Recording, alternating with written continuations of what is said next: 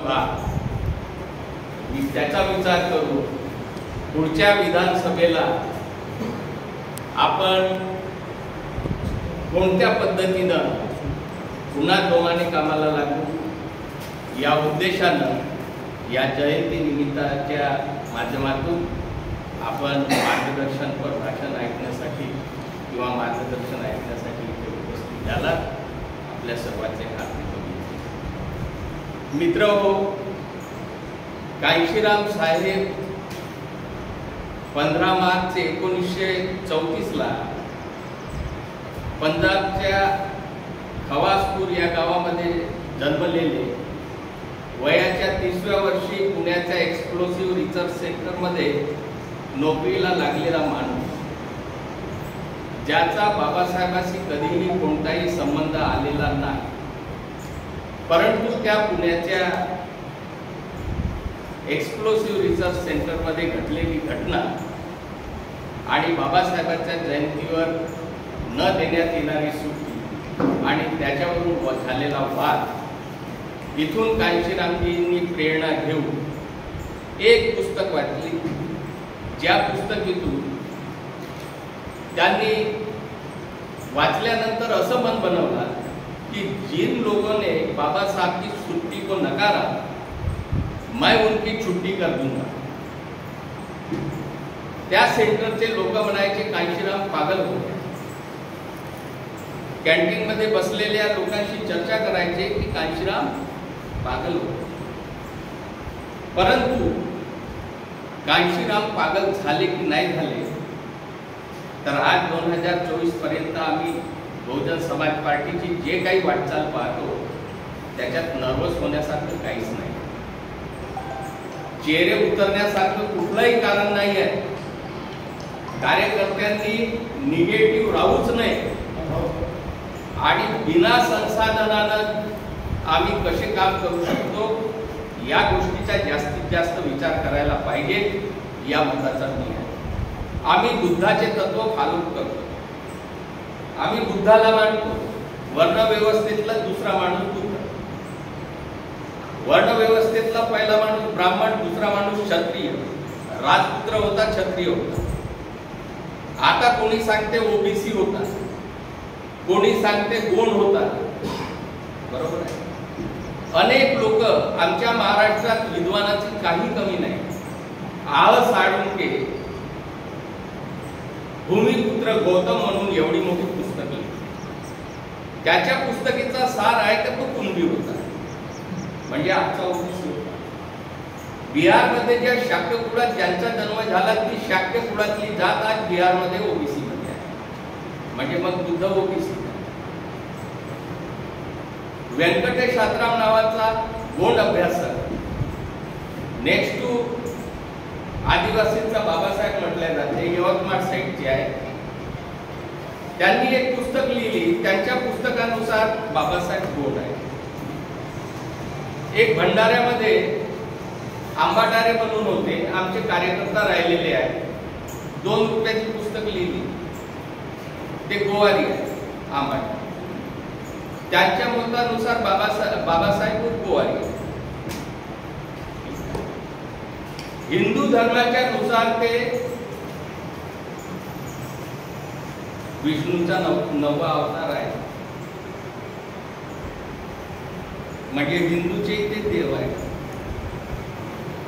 माझं असं म्हणणं आहे तर दावा करणाऱ्यांना तुम्ही लवकर आपल्या घरी घेऊन जा. भारत बौद्धमय कसा आहे, दावा करणाऱ्यांनी आणि बसलेले महार दावाच नाही करत बुद्ध महार, बरोबर. पण जे दावा करतात ते घरात घेऊन नाही जात.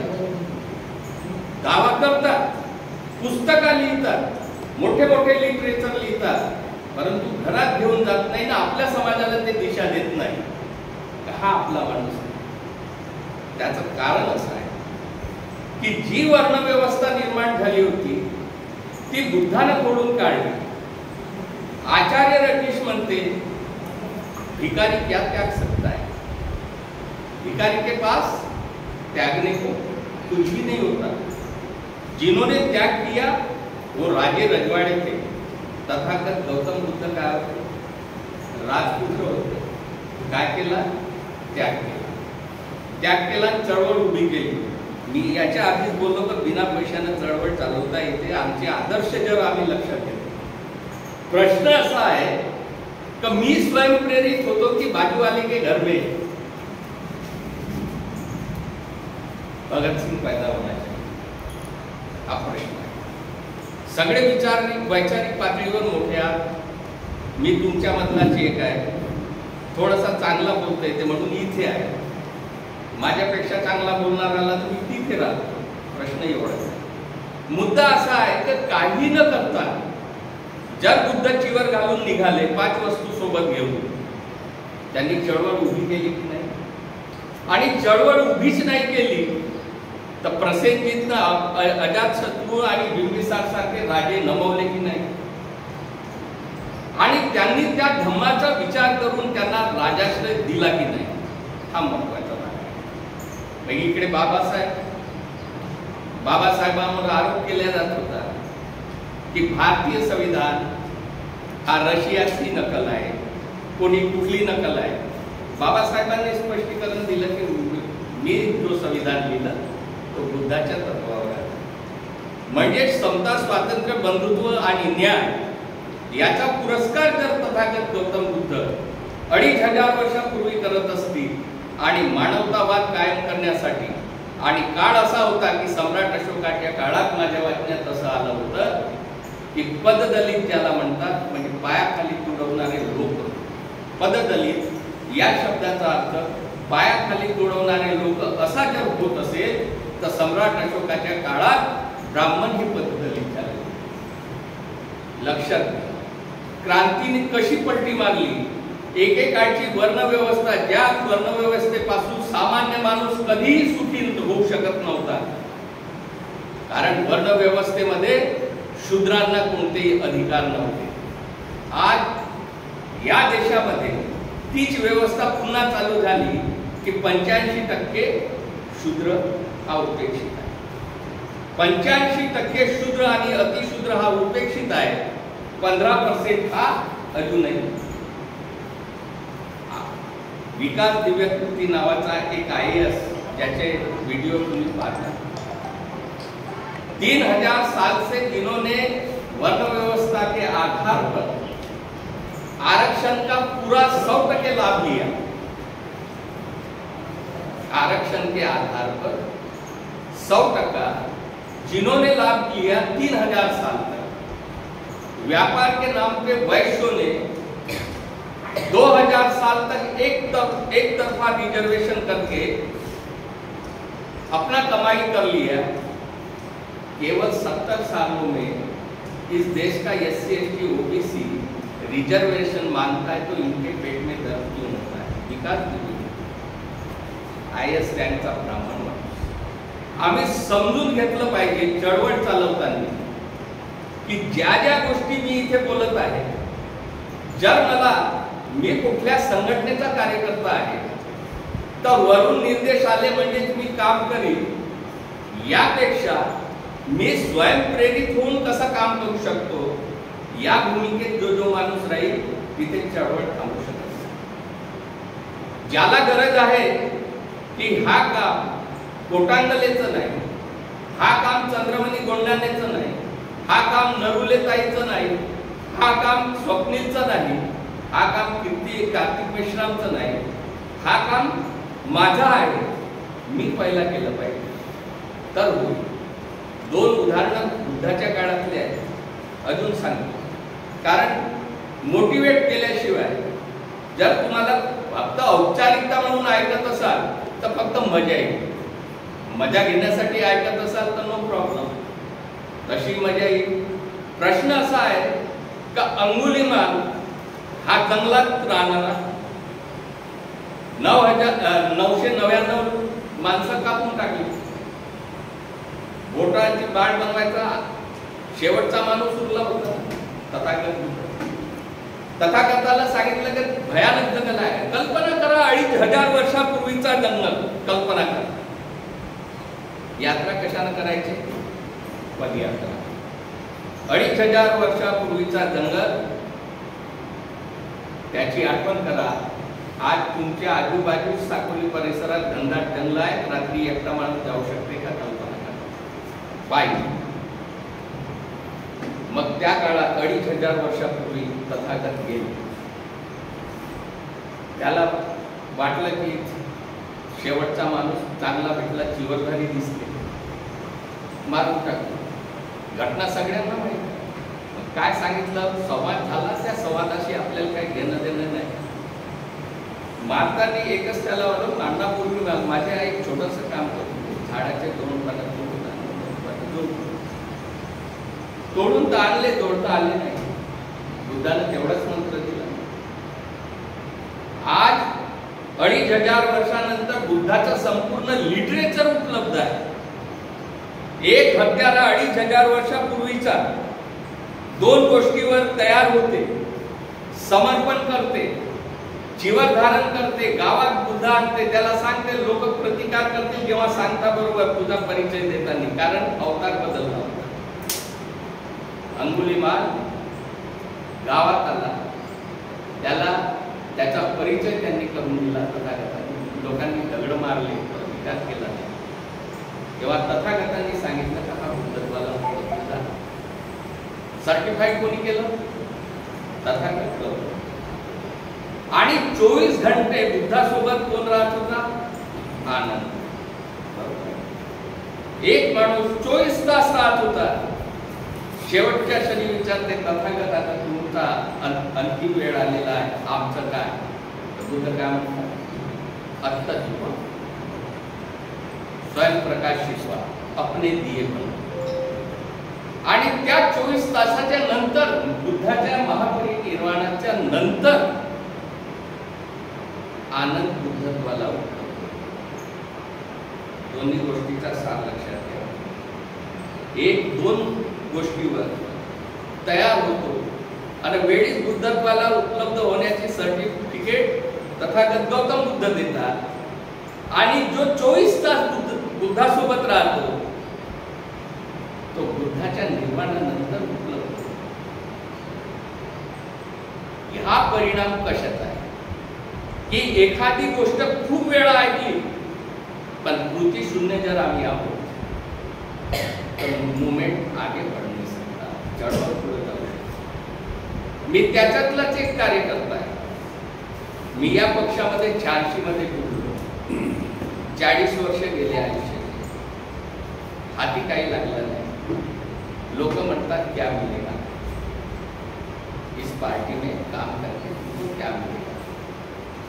हाच विचार बाबासाहेबांनी केला असता. प्रश्न असा आहे, आम्ही क्या मिलेगा याच्यासाठी काम नाही करत. जर आम्ही बाबासाहेबांना मानतो, तथागताला मानतो, तर ज्यांनी आपलं सगळं गमावलं ते कोणासाठी? तर तुम्ही इथे सुखानं बसण्यासाठी. मग तुमच्या सुखासाठी त्यांनी आपलं सर्वस्व गमावलं आणि आम्ही सुखभोगी लोक या सगळ्या गोष्टीचा विचार न करता आपल्या घरी बसून राहू, चढवून पुढे जाणार. मी 86 पासून जुळलो तर स्वार्थी म्हणून आलो होतो. आता मागे मी एक पेंटिंग कॅम्प घेतला होता. त्या पेंटिंग कॅम्प मध्ये इथले काही लोक बसले होते. मला वाटते नवली नाही, त्यांना पेंटिंगच्या कॅम्पचं काही घेणं देणं नव्हतं, पण आल्या, बसल्या, सन्मानाने बसल्या. प्रश्न असा आहे की त्या पेंटिंग कॅम्प मध्ये मी आलो होतो यासाठी की मोफत पेंटिंगचे प्रशिक्षण शिबिर म्हणून त्या बहुजन नाईक पेपरावर हेडलाईन. मी ड्रॉइंगचा विद्यार्थी, त्याच्यामुळे मला असं वाटलं की फुकटात प्रशिक्षण भेटते तर गेले पाहिजे. गेलो. जे प्रशिक्षक होते त्यांनी 2 तास लेक्चर दिला. तो 2 तास लेक्चर देता बरोबर असं डोकं फिरलं की मी ज्या उद्देशानं आलो होतो तो उद्देश नंतर माहीत झाला की भिंती रंगवायचं प्रशिक्षण शिकवत. मला वाटलं फाईन आर्ट वगैरे, पोर्ट्रेट वगैरे शिकवण्याचं काही असेल, पण तसं काही नव्हतं. भिंती कशा रंगवाव्या माझ्या आयुष्यात मुंबई, दिल्ली, मुंबई, महू, सगळं पंजाब, हरियाणा 15-15 दिवस वाटते. सेशनच्या पूर्वी ज्या काही बहुजन समाज पार्टीच्या पेंटिंग व्हायच्या त्याच्यामध्ये माझा एक वाटा. आजपर्यंत काय मिळालं? मी हा विचार केला की माझा उद्देश जो होता तो पूर्ण झाला. मी स्वार्थापोटी आलो, निस्वार्थ म्हणून आजही तटस्थ भूमिकेत आजही आहे. कुठलाही कार्यकर्ता म्हणू शकत नाही का हा माणूस कधीतरी या प्लॅटफॉर्ममधून दुसऱ्या प्लॅटफॉर्मला गेला. त्याचं कारण असं आहे की मान्यवर कांशीराम साहेबांनी जी चळवळ उभी केली बाबासाहेबांनंतर, ती एवढी स्ट्रॉंग चळवळ की बाबासाहेबांना अपेक्षित त्या दिशेनं त्यांनी चळवळ चालू केली. आणि चळवळ कशी चालू केली, काय केली याच्या खोलात न जाता मी तुम्हाला एकच गोष्ट सांगतो. जर तुम्ही बुद्धिजीवी असाल आणि समजदार असाल तर त्या गोष्टीला समजून घ्या. बहुजन समाज पार्टीची स्थापना 14 एप्रिल 1984 ला झाली. बरोबर आहे. 14 एप्रिल 1984 ला स्थापन झालेली पार्टी 1994 ते 95 मध्ये ज्यांचा शून्य वारसा, राजकीय वारसा काय होता कांशीरामजीचा, मायावतीचा राजकीय वारसा काय होता? ते राहुल गांधी सारखी त्याच्या आजपासून राजकारणात होते काहीच नाही. राजकीय वारसा नसलेले लोक शून्यातून विश्व निर्माण करून पूर्ण जगाच्या इतिहासात मी तुमच्या समोर ताकदीनं बोलत आहोत की जगाच्या इतिहासात ज्याचा कुठलाही राजकीय वारसा नसताना केवळ 10 वर्षात एका महिलेला सीएम बनवतात ब्राह्मणाच्या 19% वाल्यांच्या क्षेत्रात. तरी या महाराष्ट्रातला महाल हा जातीवादी महाल. ज्यांना ज्यांना राग येत असेल घरी जाऊन 2 थोड्या दाबून, कारण मी तुम्हाला जातीवादी याच्यासाठी म्हणतो, मी महाराज आहे. मी जातीवादी याच्यासाठी ज्या बाबासाहेबाला तुम्ही आम्ही सगळेच मानतो, ज्या बाबासाहेबांनी जातीविहीन समाजाच्या साठी अहोरात्र एक केली, त्याच बाबासाहेबाचे लेकर आपसात भावनेनं दुसरे स्वर्ग्या करत नाही म्हणजे जातीवादी आहे की नाही? माझ्या बोलण्याचा राग आला असं दाबून 2 रोटे. आम्ही एकाच जातीचे, पण 12.5 त्याच्यातली अर्धी जात कोणती तर तुम्हाला माहित असेल. आम्ही समजून घेत नाही अजूनही की बाबासाहेब चालले गेले, जयंत्या साजऱ्या होऊन राहिल्या. एकीकडे तुम्हाला माहित आहे तुम्ही भारतातच जयंती साजरी करत नाही बाबासाहेबांची. बाबासाहेबांची जयंती कोलंबो मध्ये जगात साजरी होते. एवढ्या मोठ्या प्रमाणात बाबासाहेबांची जयंती होते की जेवढ्या प्रमाणात कोणत्याच महापुरुषाची होत नाही. पण ज्या गोडवलकराची ना हेगडेवाराची जयंती साजरी नाही होत ते सत्यच आहे. ज्यांची जयंती साजरी होते ते भाजपाला आपण्यासाठी काँग्रेस, यापेक्षा जास्त गोष्ट. 16 साऊथ ब्युरो कमिशन पुढे बाबासाहेबांनी 1917 ला जे कैफियत मांडली. किती वर्षाचे होते बाबासाहेब? केवळ 25 वर्ष. 25 वर्षाचा तरुण कैफियत मांडते की आम्हाला स्वतंत्र जागा पाहिजे ना मतदानाचा अधिकार पाहिजे. केव्हा मांडते? वयाच्या 25व्या वर्षी कैफियत मांडते. आणि ज्यावेळेस ते कैफियत मांडतात तेव्हा ते काय करत होते? तर सिडनहम कॉलेजमध्ये लेक्चर आहे. कॉलेज कोणाचा होता? कॉलेज कोणाचा होता? ब्रिटिशांचा. आणि कैफियत कोणापुढे मांडतात? इंग्रज. त्यांनी विचार केला की ज्यांच्यासाठी मी मतदानाचा अधिकार न स्वतंत्र जागा मागतो हे उद्या कॉलेजमधून काढतो. आजचा कर्मचारी आम्हाला राजकारणाशी काही घेणं देणं, कशाशी घेणं देणं आहे?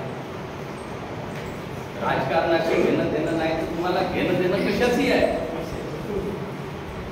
मला हे सांगा, पोरीचा लग्न पोरासोबत करणं हे सामाजिक समस्या असली, पण नोकरीवाला पोरग भेटल्या पाहिजे तर तो त्याला नोकरी लागणं म्हणजे हे कोणती समस्या आहे?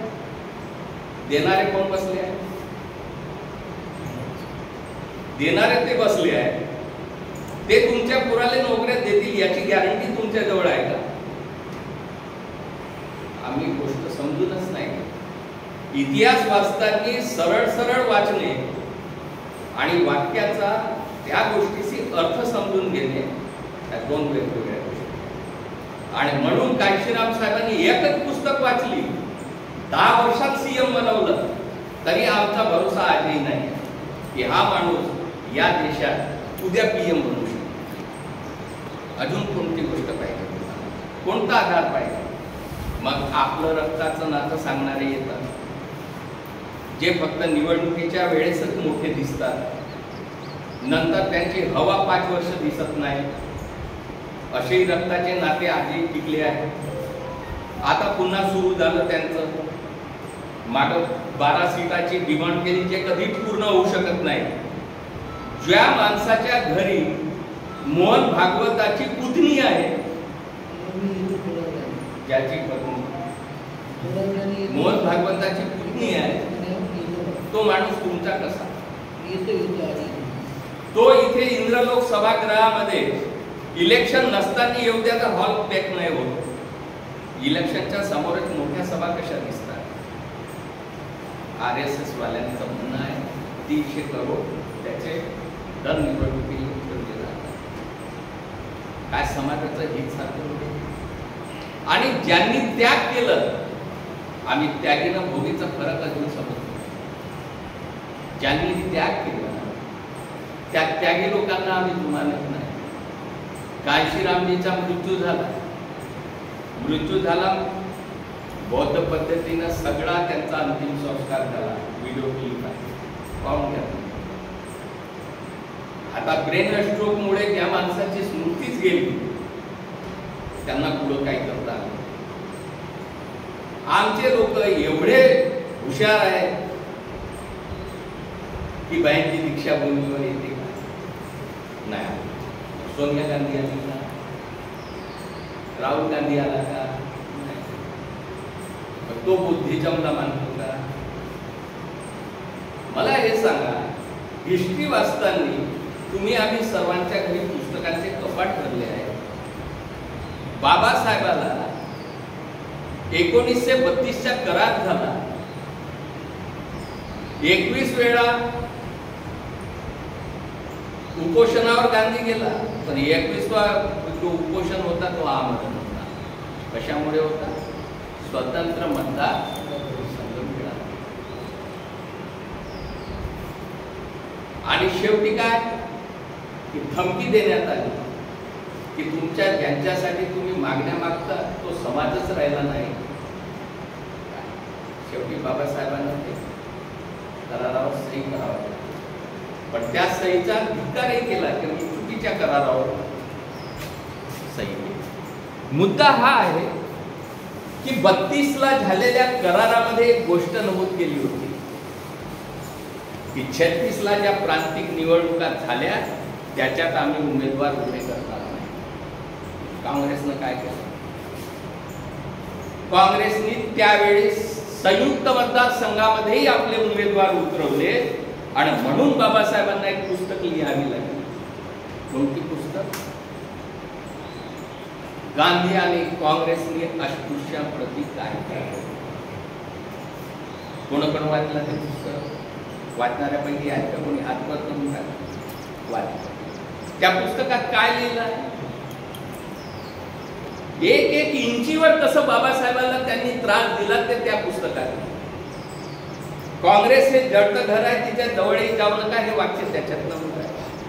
चाराण्याचे सदस्य बनू नका हे वाक्य तिथे लिहिले आहे. बरोबर आहे. दुसरा मुद्दा असा की संविधानाच्या वेळेस संविधान सभेत पोहोचू नये म्हणून काँग्रेसनं सगळं प्रयत्न केला,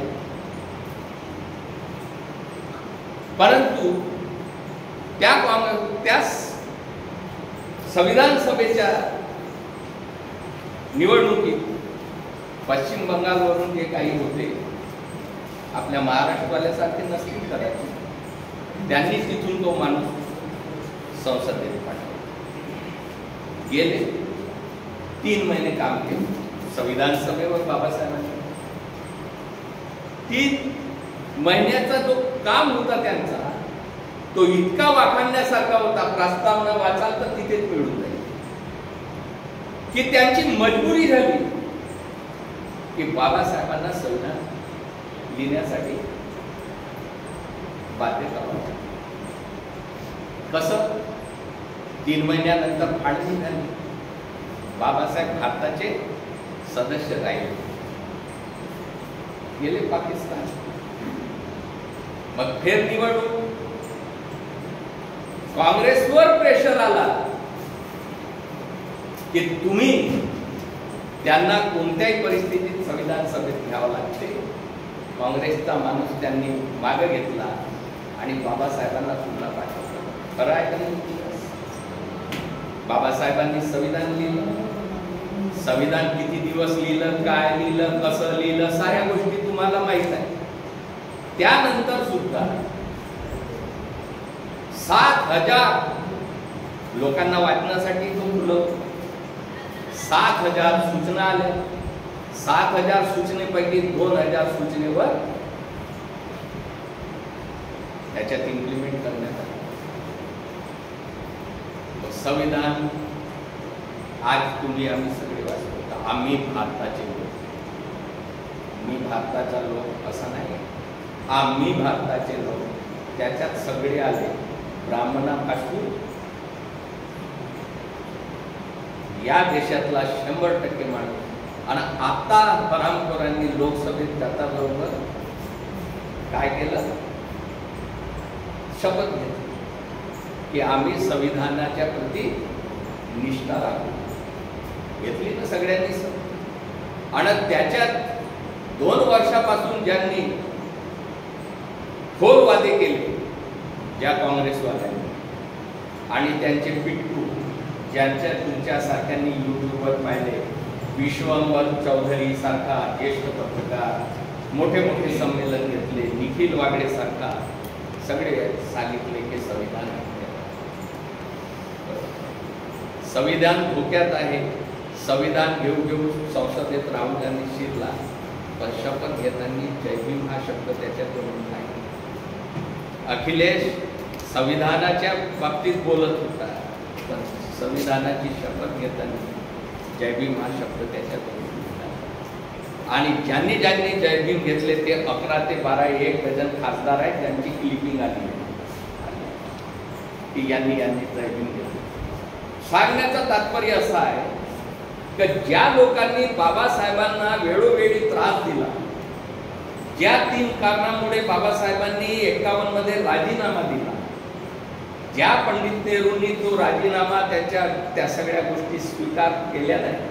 कारण स्वीकार यासाठी नाही केल्या की समोर सार्वत्रिक निवडणूक आणि हिंदू कोर्ट बिल, ज्या कोर्ट बिलावर बाबासाहेब बाहेर पडले, ते एकही काँग्रेस माणूस जगातल्या 10व्या विद्वानाला संसदेच्या बाहेर निघताना त्याला सोडण्यासाठी सुद्धा आला.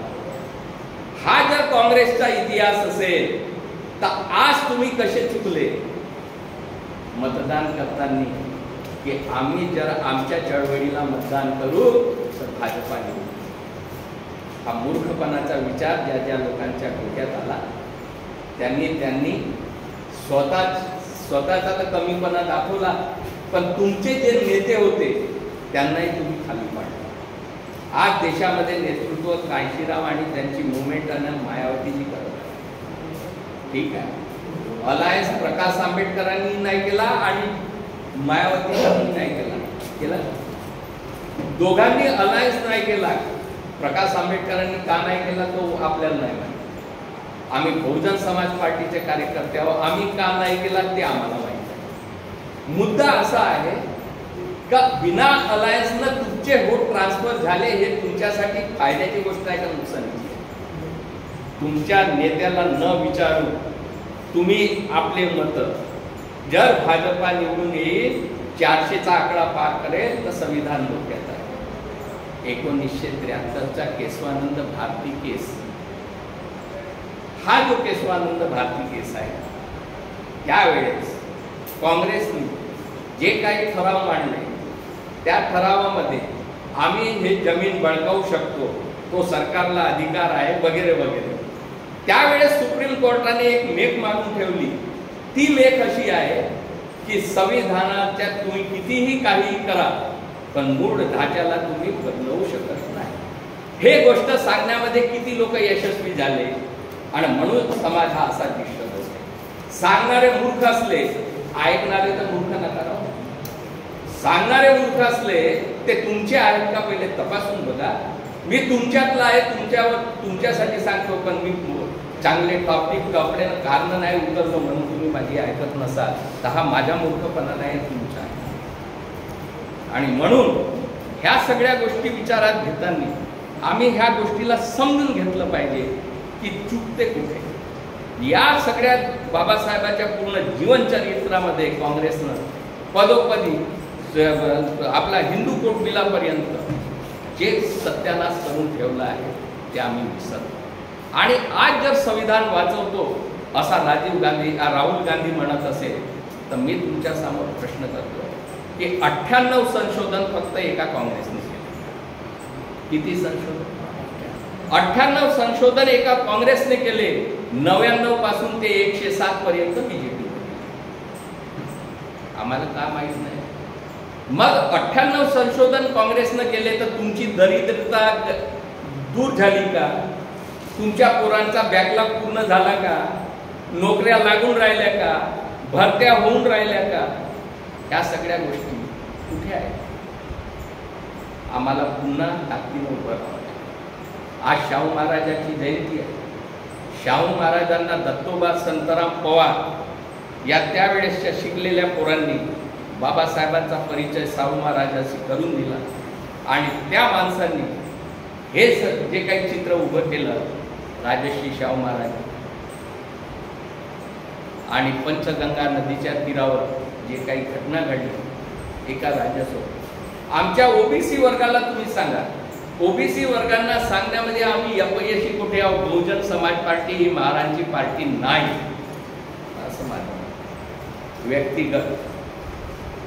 आता व्यक्तिगत म्हणावं लागेल कारण तुम्ही स्वीकाराल तर मग सामूहिक होईल. कारण ही बहुसंख्य उपेक्षित समाजाची पार्टी. फक्त तिथे बाबासाहेब हे एकमात्र महापुरुष आहेत. त्यांची विचारधारा पद्धतशीरपणे कायशीरामजीने कशी चालवावी हे त्या महाराजांना पटलं, ते फक्त जुळले. म्हणून ही काही महाराजांची पार्टी नाही. आणि महाराजांची पार्टी असती तर आजपर्यंत विधानसभानं लोकसभेच्या तिकिटा महाराजांना दिल्या असत्या. बरोबर आहे. चटणीले मार रिझर्व सीटवर भेटला तर भेटला, नाही तर बाकीच्या आजपर्यंतचा रेकॉर्ड 84 पासून आतापर्यंत एकही तिकीट बहुजन समाज पार्टीनं जनरल सीटवरून एससीला दिलेली नाही. मग ही महाराजांची पार्टी आहे. त्यांना सीटा दिल्या तर तो आपल्या समाजामध्ये कमीत कमी फुलेशाहू आंबेडकर हे विचारधारा पोहोचवतो. 52-54चा इतिहास जो आहे तो तर हत्ती सिंबॉल पोहोचवतो. आमची निवडणूक, आमचा पहिला उद्देश हा राहतो का आमचा प्रचार आमच्या घरोघरी केला पाहिजे. इलेक्शन एक मात्र असा माध्यम राहतो तर त्यावेळेसच आमचा कार्यकर्ता जास्त प्रमाणात लोकांपर्यंत पोहोचतो 5 वर्षामध्ये. बरोबर आहे. बाकीचे 5 वर्ष तो आपल्या पद्धतीनं काम करतो, पण निवडणुकीमध्ये प्रत्येक गावात प्रत्येक घरात जावं लागतं. त्या माध्यमातून तो सिंबॉल आणि ते महापुरुष पोचतात, ते विचार पोचतात. आज काही असो, जे काही रिझल्ट आले आहेत ते फक्त महार समाजाच्या भरोश्यावर नाही. जर असा असता तर लोकसभेत मिळालेले 17,000 वोट भंडाऱ्याचे ते राजू कारेमोरेनं 40 वर नेले तर 40 पैकी 17 मायनस करा तर बाकीचे कोणाचे? त्याच्या समाजाचे. मग त्यांनी मशीनवर वोट वाटवला की नाही वाटवला? आम्हाला तेच अपेक्षित आहे ना. ज्या बाबासाहेबांनी रिडल्स इन हिंदुइझम पुस्तक लिहिलं ते याच्यासाठी लिहिलं गेलं की ते बाबासाहेबांना आज नाही उद्या या देशातल्या ओबीसी वर्गाला समजेल. काही असो, मराठा सेवा संघाच्या माध्यमातून नको, पण ब्रिगेडियरनं जिजाऊ ब्रिगेडियरनं शिवधर्म परिषदेच्या माध्यमातून ब्राह्मणाला नाकारून सगळे कार्यक्रम करायला लागले की नाही? क्रांती, वैचारिक क्रांती हळूहळू, वैचारिक क्रांतीला वेळ लागू शकतो. प्रश्न असा आहे की आम्ही त्या दिशेने किती प्रयत्नशील आहोत. म्हणून बहुजन समाज पार्टी ही विशिष्ट जातीची पार्टी आहे, हा भाव डोक्यातून काढून घ्या. ही आमची नैतिक जबाबदारी आहे की त्या महापुरुषाची चळवळ आम्ही सर्व समाजापर्यंत, कारण तथागतानं त्यावेळेस कोणता नारा दिला? तथागत त्यावेळेस बोलले बहुजन हिताय ना बहुजन सुखाय. बरोबर आहे. जर बहुजन हिताय ना बहुजन सुखाय म्हणजे काय? त्याची उलटी बाजू हेच आहे ना, तर त्यावेळेस अल्पजन सुखाय आणि बहुजन दुखाय असते. बरोबर. आणि म्हणून त्यांच्या भल्यासाठी त्यांनी जो धम्म दिला, अष्टांगिक मार्ग, मग त्रिशरण, तो नंतरचा भाग आहे. आज बहुजन समाज पार्टी त्या शब्दाला धरतो. आणि मग मी तुम्हाला विचारतो, त्या कांशीरामजींनी जब मैं मूवमेंट चलाने निकला, चेले ढूंढते गया, मुझे गुरु भी मिलते गए. हे शोधून काढले. कशासाठी शोधून काढले?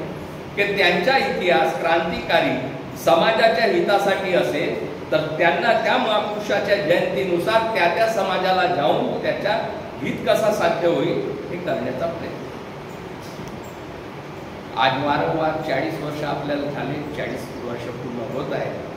84 ते 24-40 वर्ष झाले.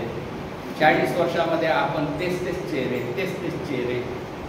तेच बोलणारे, तेच सांगणारे, तेच ऐकणारे पाहतो. तर आम्ही चळवळ कुठपर्यंत नेलो याचा आकलन इथूनच. आणि म्हणून स्वयंप्रेरित राहा. कारण शाहू महाराजांनी जे पंचगंगा नदीच्या किनारी त्यांच्यासोबत जे घटना घडली तेच शिवाजी महाराजांच्या काळात सुद्धा घडली. कारण शिवाजी महाराजांचा राज्याभिषेक हा शूद्र म्हणून नाकारण्यात आला. बरोबर आहे. आज जरांगे पाटील बसला असेल, त्याला हे प्रश्न विचारा की तुझा आदर्श जर शिवाजी आहे, तुझा आदर्श जर शिवाजी आहे, तर शिवाजीचा राज्याभिषेक का नाकारण्यात आला?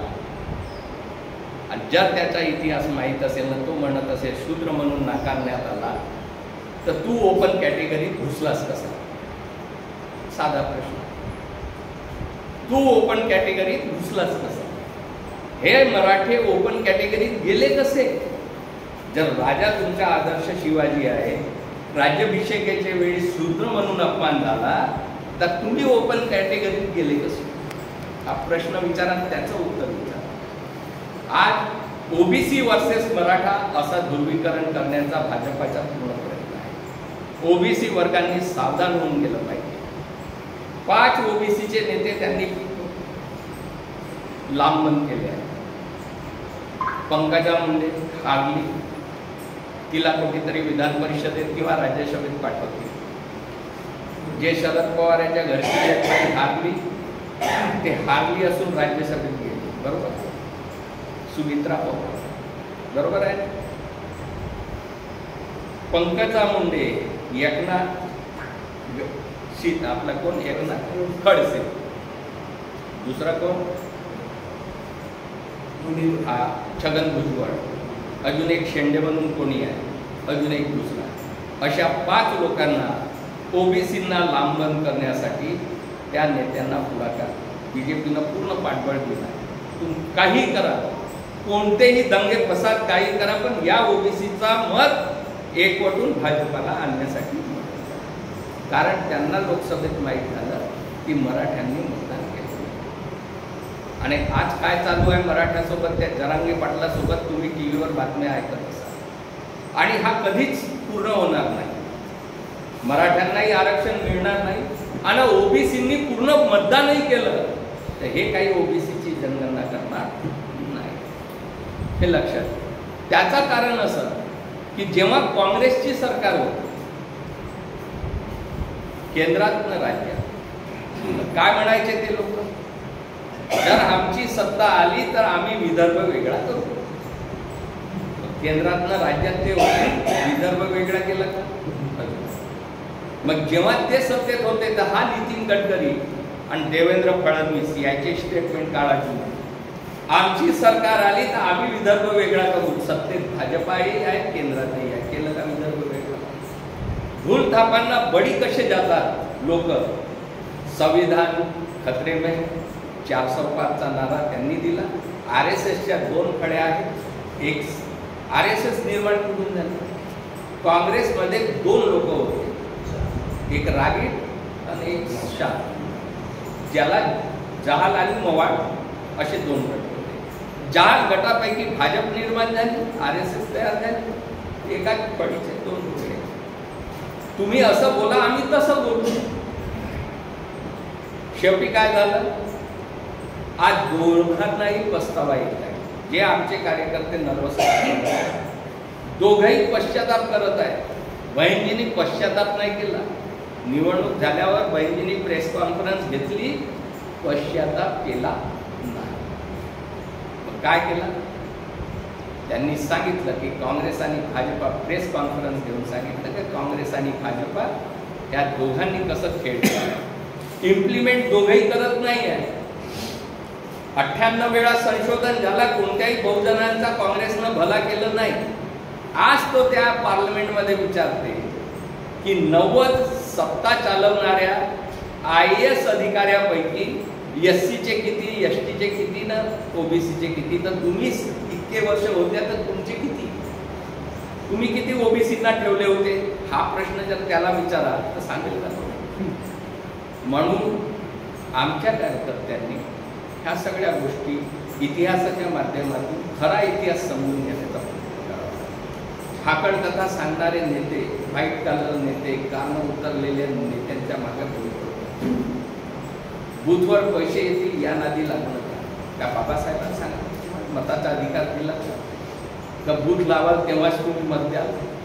हा बूथ लावणं म्हणजे काय? टेबलवर आजकाल घरोघरी सगळी माहिती येते.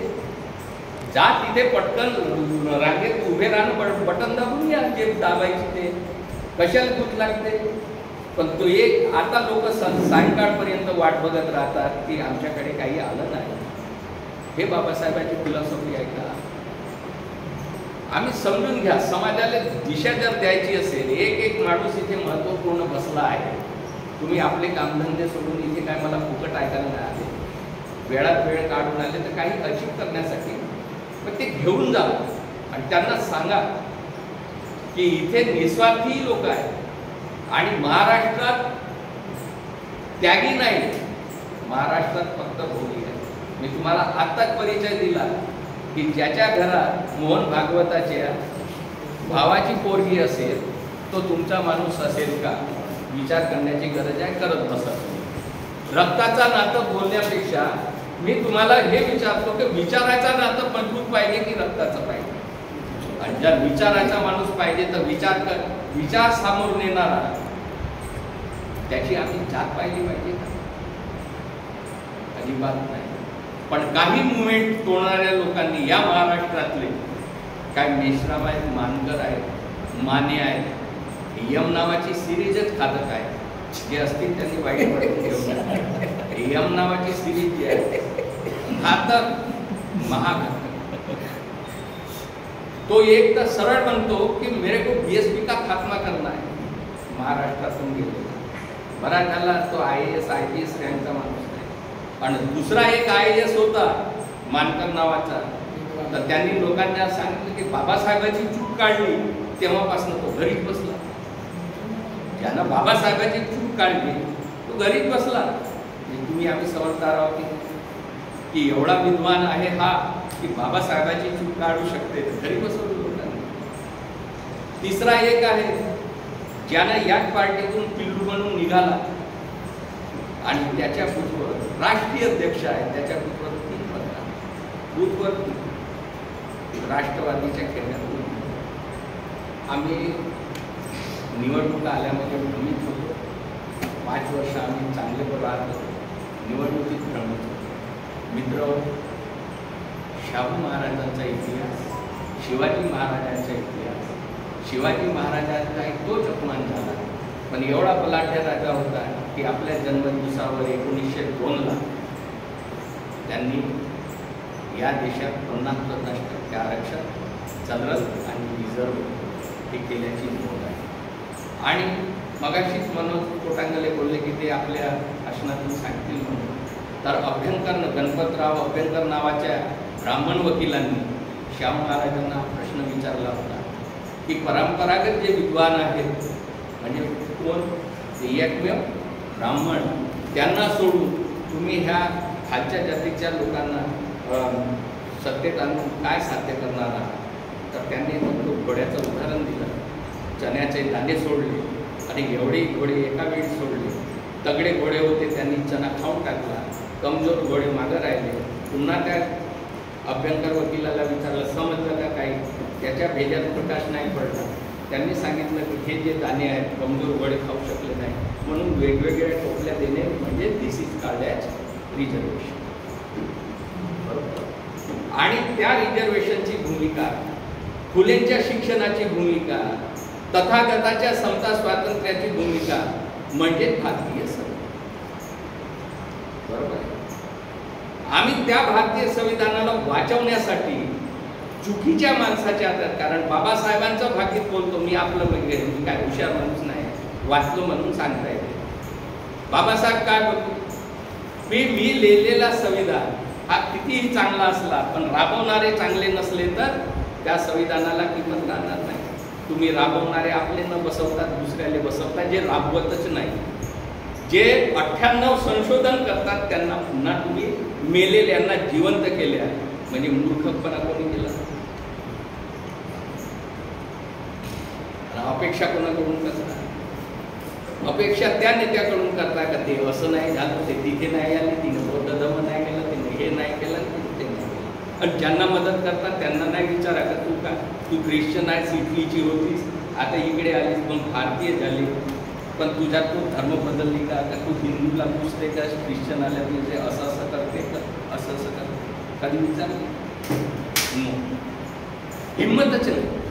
काँग्रेसच्या नेत्यांना विचारायचं कोणाला, चंद्रमणी कोंडाने बी तुमची मायावती असं का नाही करत, काय ठेवलं? ज्यांना विचारायचं त्यांना नाही विचारत, ज्यांना मतदान करतात त्यांना कधी विचारत नाही, आणि ज्यांना करतच नाही त्यांना प्रश्न पहिले विचारतात. आम्ही समजून घ्या, चळवळ समजून घ्या. त्या पंचगंगा नदीच्या तीरावर ज्या राजोपाध्यायांनी, कारण राजोपाध्याय हा ब्राह्मण शाहू महाराजाच्या घरचा नोकरदार माणूस.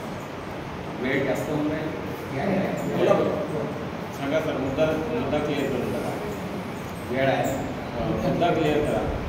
पंचगंगा नदीच्या तीरावर, कारण त्याच्यापूर्वी जसे गादीवर शाहू महाराज बसले, आनंदीबाईंनी दत्तक घेतलं. 74चा जन्म, 94ला ते गादीवर बसले. 20 वर्षाचा तरुण जेव्हा राज्यकारभारात पाहतो की ब्राह्मणांचा भोंगळ कारभार इथे चालू आहे, तेव्हा शाहू महाराज म्हणतात की इथे ब्राह्मण्यंतर म्हणजे आजचं बहुजन, ह्या बहुजन समाजातील लोकांना आपण बसवलं पाहिजे आणि त्यांचं उत्थान या माध्यमातून करून आपण आपलं राज्य कारभार केलं पाहिजे. त्यासाठी त्यांनी काय केलं, जाती व्यवस्था एवढी बळकट होती त्या काळात की अस्पृश्यातलाही माणूस दुसऱ्या जातीच्या एका माणसाच्या जवळ बसत नव्हता. आणि म्हणून शाहू महाराजांनी प्रत्येक जातीसाठी वेगवेगळे हॉस्टेल तयार केले. आज कोल्हापूरला हॉस्टेलचं माहेरघर आपण म्हणतो, त्याला कारण तो आहे की लिंगायत असो, शिंपी असो, महार असो, माग असो, प्रत्येकाचे हॉस्टेल वेगळे केले होते की हे एकत्र राहून शिकल्या पाहिजे. आणि म्हणून मग त्यांना शिक्षण झाल्यावर नोकरीत लावण्याचं काम. तर मग ही गोष्ट कोणाला आचरणार होती? स्वाभाविक आहे त्या ब्राह्मणांना. त्याच्यापैकी हा राजोपाध्याय ब्राह्मण यांनी त्या घटनेपर्यंत हा शास्त्रोक्त पद्धतीनं मंत्र म्हणायचा, परंतु ज्या दिवशी कार्तिक पौर्णिमेच्या दिवशी पंचगंगा नदीवरची जी घटना आहे, हा उशिरा आला, बिना आंघोळ करून आला. शाहू महाराज त्याला विचारतात की का रे वेळेवर का नाही आला? तर म्हणतो महाराज आज मला शुचीभूत होण्याची गरज नाही, आणि आज वेदोक्त मंत्र म्हणण्याचीही गरज नाही. तकार आहे तर कारण तुम्ही राजे असलात तरी तुम्ही शुद्र आहात. आणि ही गोष्ट बोचली म्हणून तो प्रकरण 5 वर्ष चालला. टिळक त्याचा समर्थक होता, टिळकांनी तो समर्थन केला, परंतु केस जिंकले नाही, केस हारले. शाहू महाराज जिंकले आणि 1902ला त्यांनी घोषणा केली की मी या देशात बहुजनांना 50% जनरल आणि 50% रिझर्व्ह जागा देईन. आणि म्हणून आपण त्यांना आरक्षणाचे जनक म्हणतो. आरक्षण ही काही साधी गोष्ट नाही. हा भीक मागण्याचं कारण नाही आहे. अधिकार आणि अधिकारांच्या जागेसाठी आपला लढा आहे. अजूनही पूर्ण झाला नाही, अजूनही बॅकलॉग गेला नाही. काँग्रेस पूर्ण करू शकत नाही, भाजपाचा आरक्षणाच्या विरोधात आहे. त्या गोष्टी आम्ही समजून घेतल्या पाहिजे आणि तरच शाहू महाराजांची जयंती साजरी होऊ शकते. 1902ला शाहू महाराजांच्या या आरक्षणाला 100 वर्ष पूर्ण झाली होती. मान्यवर कांशीराम साहेबांनी कोल्हापुरात 7 दिवसाचं संमेलन घेतलं. मी एका दिवसासाठी गेलो होतो, मी 7 दिवस राहू शकलो नाही. परंतु तिथे एक स्टेटमेंट दिला होता की इस महापुरुष की जयंती उत्सव के साथ मनाना चाहिए. तर आम्ही वापस आल्यावर मी विचार केला की महापुरुषाची जयंती उत्सवासारखी मनवणे म्हणजे काय? गुलाल उधळणे, बँड वाजवणे, फटाके फोडणे हा आहे का? तर नाही. कांशीरामजीच्या विचाराने जर महापुरुषाची जयंती साजरी करायची असेल तर या देशातला 52% ओबीसी समाज आपल्याकडे कसं वळेल याचा विचार करायचा. आणि म्हणून मी महिनाभर विचार केला.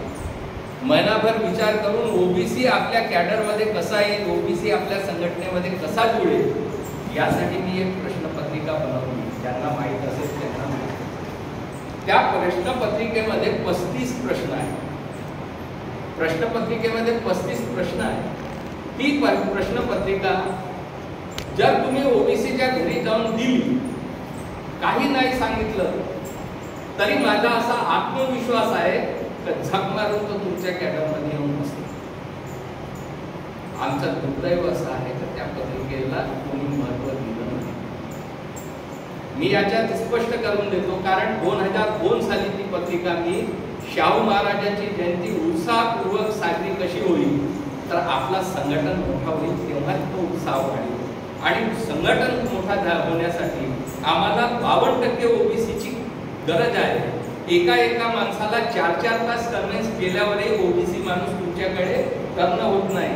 पण तो का नाही होत याचा मी गंभीरतेने विचार केला की प्रश्नावली तयार.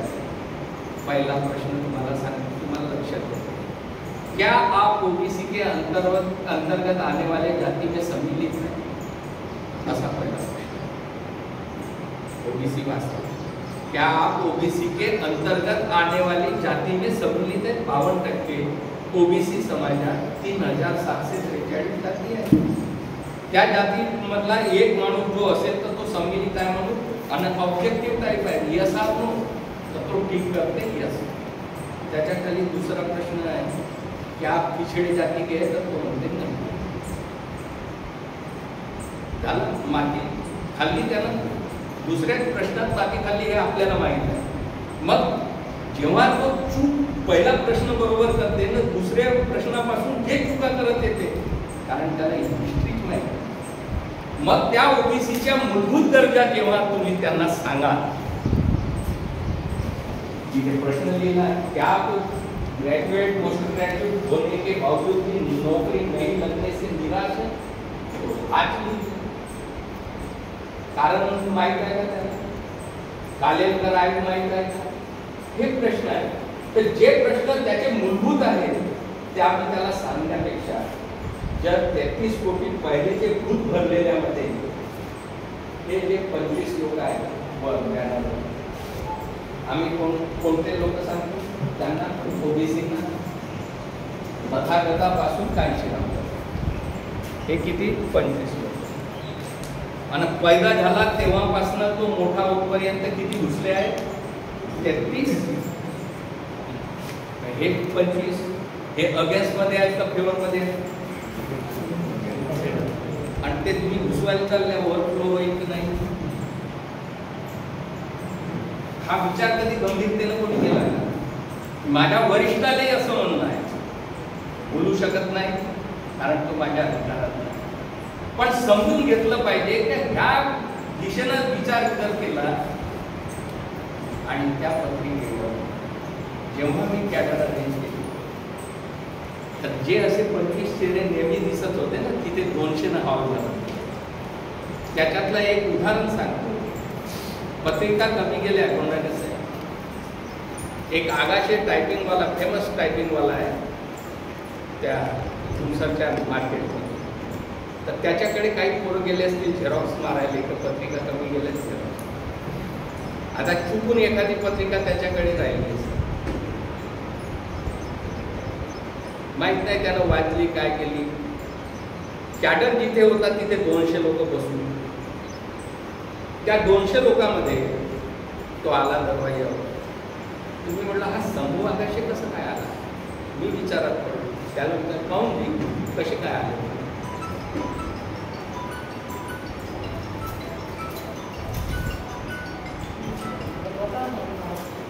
हा